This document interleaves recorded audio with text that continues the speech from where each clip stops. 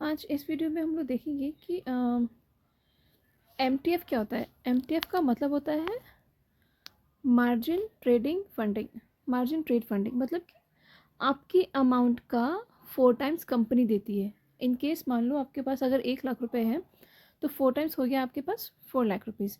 तो उसका 4 लाख रुपीज़ जो हुआ आपका, वो कंपनी दे रही है 3 लाख, उसमें से 1 लाख आपका है और 4 लाख कंपनी दे रही है। मतलब टोटल 5 लाख भी हो सकता है, लेकिन company mostly 3 times 0.3 to 3.5 times ही देती है, लिखती है 4 टाइम्स देंगे। ठीक है, तो एमटीएफ ये है ग्रो का इंटरफेस है।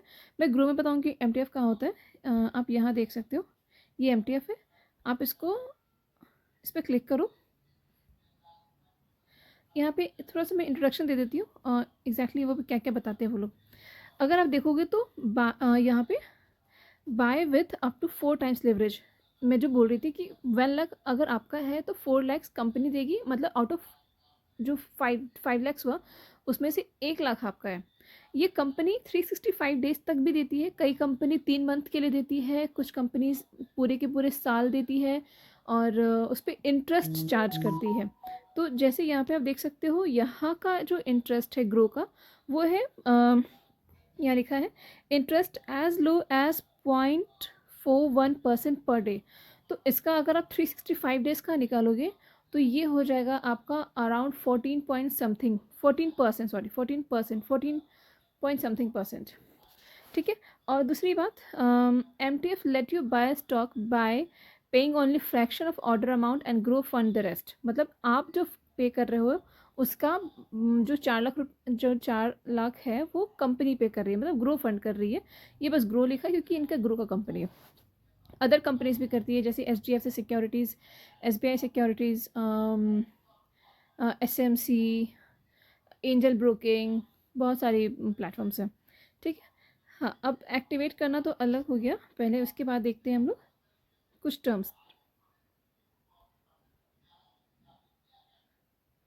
यहाँ पे आप देखोगे कि ये दिखा रही है कि किस किस कंपनी में मार्जिन ट्रेडिंग फंडिंग अवेलेबल है।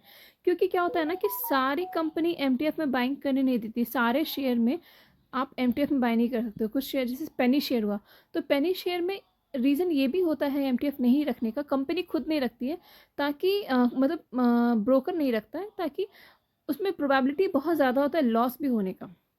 सपोज मान लो आप ऐसा बहुत सारा पेनी शेयर देखो होगे जो कि 10 रुपये से 1 रुपये पे आ गया हो, 50 रुपये से 10 रुपये पे आ गया हो, और वो कभी मूवमेंट नहीं हो रहा हो, उसमें लोअर सर्किट पे लोअर सर्किट आ रहा है। तो उस टाइम पे प्रोबेबिलिटी बहुत ज़्यादा होता है क्लाइंट को लॉस होने में। ठीक है, फिर ये रहा आपका वोडाफोन आइडिया, टाटा गोल्ड, कुछ ईटीएफ्स है, शेयर्स है, आप जोमेटो,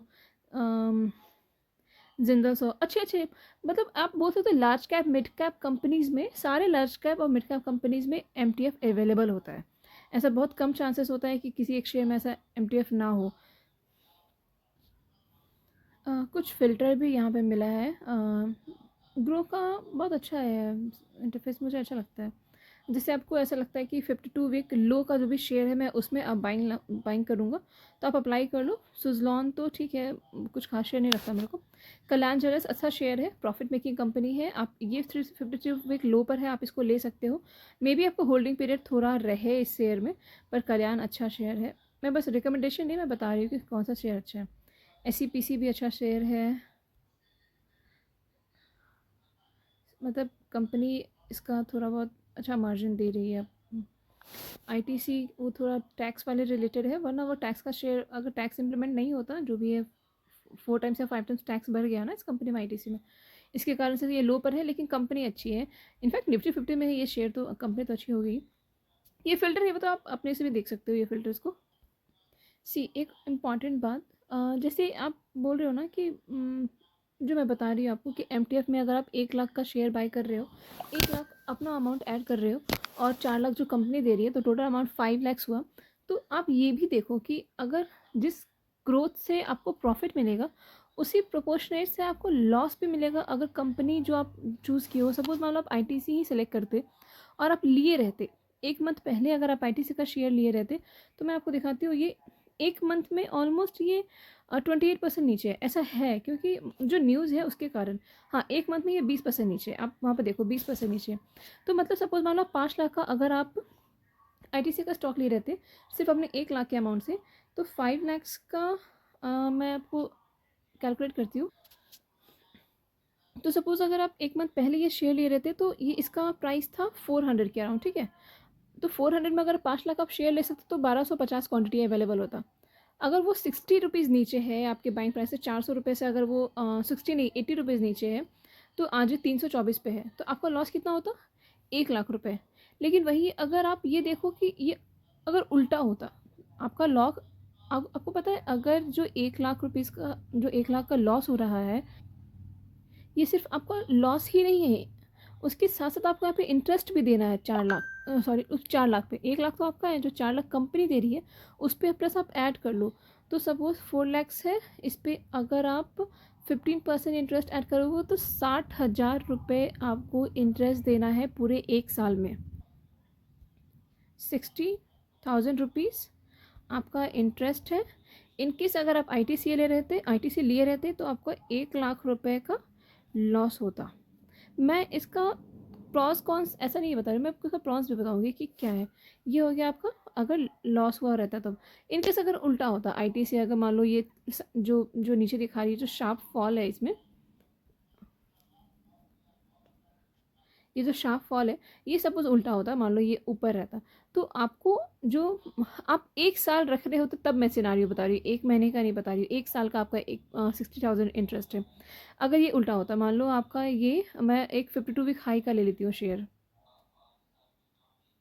ये 52 वीक परफॉर्मेंस है, 52 वीक हाई का मैं अप्लाई कर रही हूँ यहाँ पे।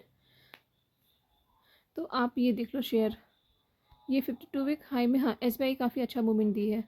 तो अगर आप देखोगे ये शेयर 900 पे थी, अब ये शेयर 100 रुपये ऊपर है, ठीक है।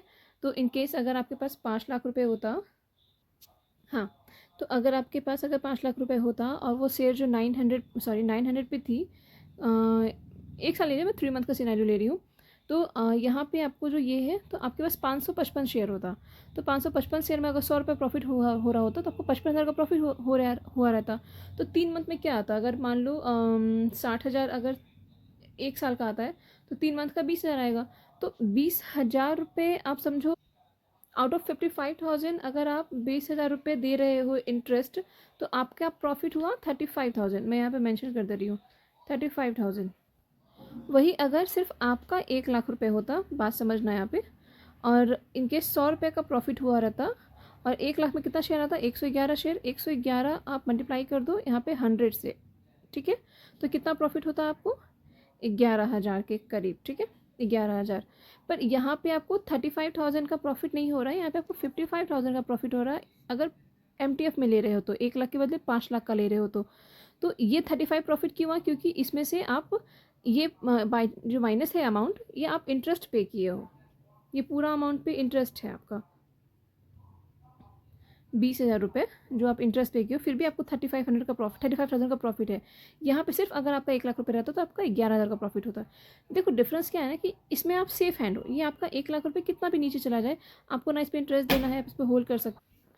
तो बस डिफरेंस ये है कि 1 लाख रुपये पे सेफ हैंड है और यहाँ 5 लाख रुपये पे इंटरेस्ट